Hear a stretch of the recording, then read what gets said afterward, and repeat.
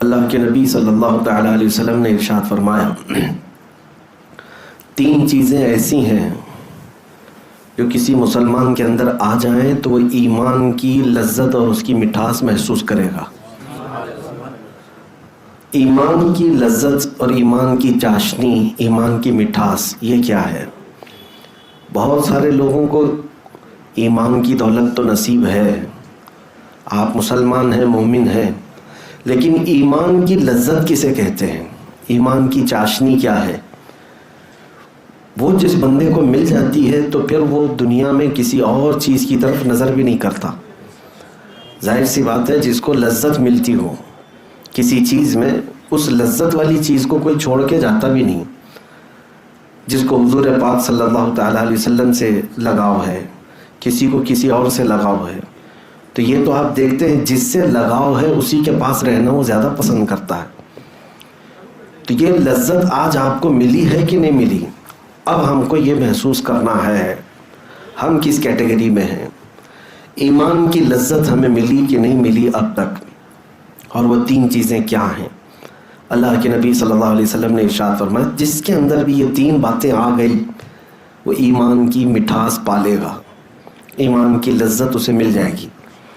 Number ایک، حضور پاک صلی اللہ تعالیٰ علیہ وسلم فرماتے ہیں، سب سے پہلی چیز یہ ہے کہ دنیا میں وہ سب سے زیادہ اللہ اور اس کے رسول سے محبت کرتا ہو۔ پہلی چیز، اللہ اور اس کے رسول سے سب سے زیادہ محبت کرتا ہو، ایک چیز اس کے اندر یہ آنا چاہیے۔ سیکنڈ تھنگ، دوسری چیز کیا ہے؟ نبی پاک صلی اللہ تعالیٰ علیہ وسلم ارشاد فرماتے ہیں، وَأَن يُحِبَّ الْمَرْءَ لَا يُحِبُّهُ إِلَّا لِلَّهِ، کسی بھی آدمی سے دوستی کرتا ہے تو صرف اللہ کے لیے کرتا ہو۔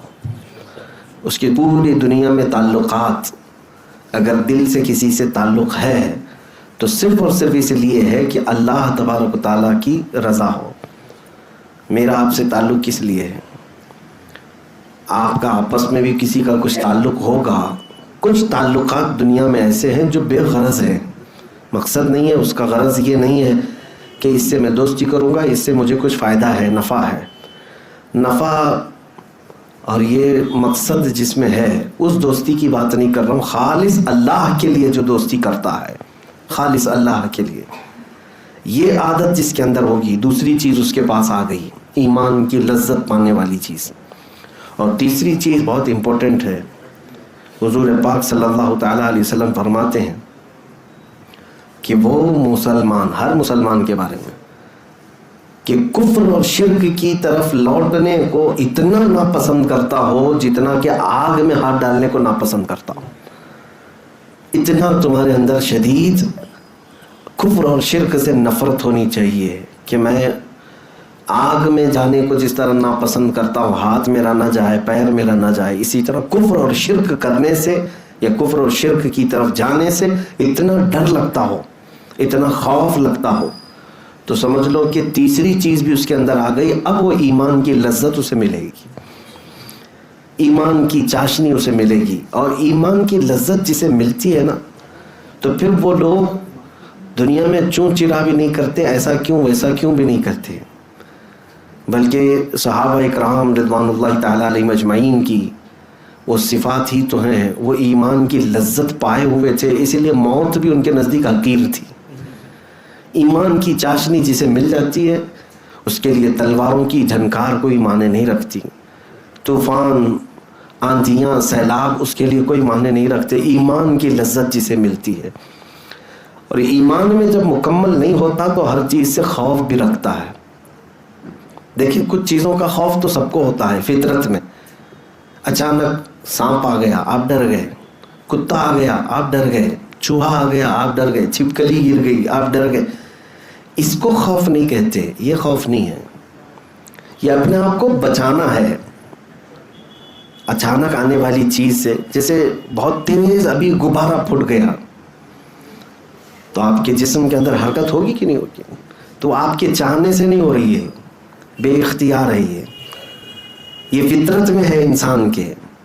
بھیانک آواز سے یا اچانک آنے والی چیز سے وہ تھوڑا سا سہم جاتا ہے، تو اس کو خوف نہیں کہتے، بلکہ میں جس خوف کی بات کر رہا ہوں وہ خوف ہے یہیں بیٹھے ہیں لیکن اب کیا ہوگا تب کیا ہوگا، اب کیا ہوگا تب کیا ہوگا، یہ جو خوف ہے ایمان کی لذت جسے ملتی ہے یہ خوف اسے نہیں ہوتا۔ انہی کے لیے قرآن نے کہا ہے الا ان اولیاء اللہ لا خوف علیہم ولا ہم یحزنون، بے شک اللہ کے دوست انہیں کسی بات کا خوف نہیں ہوتا اور نہ ہی آخرت میں کسی بات کا غم ہوتا ہے۔ تو خوف اور غم اگر نکالنا ہے تو یہ 3 چیزیں آنی چاہیے آپ کے اندر۔ پھر سے گن لو، 3 چیزیں بہت ہی اہم ہیں۔ نمبر 1، پوری دنیا میں آپ کو سب سے زیادہ محبت اللہ اور اس کے رسول سے ہو، اللہ اور اس کے رسول سے محبت ہو۔ دوسری چیز ہے آپ کسی سے بھی دوستی کرتے ہیں، محبت کرتے ہیں تو صرف اللہ کے لیے کرتے ہو، اللہ کے لیے کرتے ہو، میرا رب راضی ہو اس کے لیے میں اس سے دوستی کیا ہوں، محبت مجھے اسی لیے ہے۔ تیسری چیز، کفر و شرک میں لوٹنے کو سخت ناپسند کرتے ہو، جیسے آگ میں ہاتھ ڈالنے کو ناپسند کرتے ہیں۔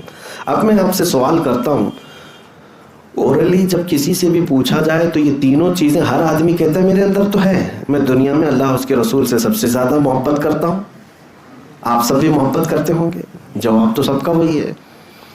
دوسری چیز آپ یہ بھی کہیں گے کہ میں جس سے بھی محبت کرتا ہوں اللہ ہی کے لیے محبت کرتا ہوں، یہ بھی آپ کے اندر ہے، یہ بھی آپ کہہ دیں گے بھی جواب میں۔ تیسری چیز بھی اگر میں پوچھوں کیا کفر و شرک کی طرف لوٹنا پسند کرتے ہو، آپ کہیں گے ہرگز نہیں، میں سخت ناپسند کرتا ہوں۔ تینوں چیزیں تو ہیں آپ کے اندر، پھر کیا ایمان کی لذت اور چاشنی ملی کہ نہیں ملی؟ شاید وہ درجے کو نہیں پہنچے، اس کی وجہ میں بتاتا ہوں۔ زبانی کہہ دینا اور ہے لیکن عمل سے تمہارا ثابت کر کے دکھانا اور ہے۔ ہاں، بندہ کہتا تو ہے کہ پوری دنیا میں اللہ اور اس کے رسول سے سب سے زیادہ محبت کرتا ہوں۔ میرے عزیزو، جس سے سب سے زیادہ محبت ہوتی ہے اس کی ہر بات کو تسلیم کیا جاتا ہے۔ دنیا کے عشق کا حال یہ ہے، دنیا کے مجازی عشق کا حال یہ ہے، لیلا کے گھر کے اطراف بہت سارے لوگ آ کر جمع ہو گئے تھے، میں بھی مجنوں میں بھی مجنوں۔ تو لیلا کی خادمہ نے کہا کہ کتنے مجنوں پال رکھے ہیں تو نے، وہاں تو بھیڑ ہے باہر۔ لیلا نے حلوہ پکایا اور خوبصورت اچھی لذت والا حلوہ، کہا کہ جاؤ میرا جو مجنوں ہے اسے حلوہ دے دو۔ خادمہ باہر لے کر کے آئی، لیلا نے حلوہ بھیجا ہے۔ مجنوں کون ہے؟ آپ یہ سمجھتے ہوں گے لیلا مجنوں خالی یہ محاورہ ہے، حقیقت میں ایک تاریخی پس منظر ہے، تاریخ میں اس کا وجود ہے، اس کے لیے پیش کر رہا ہوں۔ لیلا کا نام سلمہ ہے، مجنوں کا نام قیس ہے۔ تو لیلا نے جب یہ کہا خادمہ سے تو خادمہ آ کر باہر کہتی ہے بہت سارے مجنوں آ گئے، سبوں نے کہا میں مجنوں میں مجنوں، سب حلوہ ہمیں دے دو، اور اس میں ایسا چھینا جھپٹی ہوئی کہ حلوہ سب میں ادھر ادھر ہو گیا۔ اور اس کے بعد خادمہ آ کر کے پھر سے کہتی ہے کہ سارے لوگ تو اس پر ٹوٹ پڑے، سبوں نے کھا لیا اس کو۔ پھر لیلا نے کہا ایک چاقو چھری لے کر کے برتن لے کر باہر جاؤ، کہو کہ لیلا نے تمہارے بدن کا ایک ٹکڑا مانگا ہے، جسم کا ایک ٹکڑا مانگا ہے۔ خادمہ باہر آ کر کے آواز دیتی ہے کہ اب کی بات لیلا نے تمہارے جسم کا ایک ٹکڑا مانگا ہے۔ سب ادھر ادھر کھجاتے ہوئے نکل گئے۔ اوریجنل مجنوں جو تھا وہ آگے آیا، جو حلوہ کھایا بھی نہیں تھا وہ آگے آیا اور اس نے کہا کہ لاؤ